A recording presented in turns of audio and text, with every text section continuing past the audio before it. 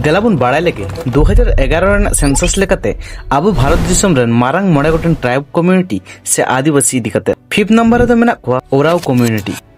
40 लाख खन हो जस्ती नुकु दो मेना कोआ नुकुआ लैंग्वेज तो कुरुक लैंग्वेज और नुकु दुको ताहेना झारखंड छत्तीसगढ़ और उड़ीसा करे 4th नंबर रे मेना कोआ मुंडा कम्युनिटी नुकुआ पॉपुलेशन दो 50 लाख खन हो जस्ती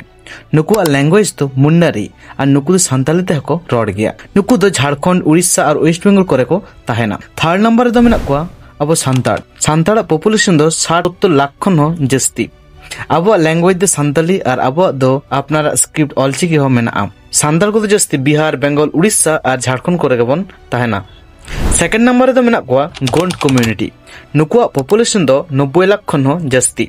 नुकु दो को ताहेना मध्य प्रदेश छत्तीसगढ़ महाराष्ट्र और आंध्र प्रदेश करे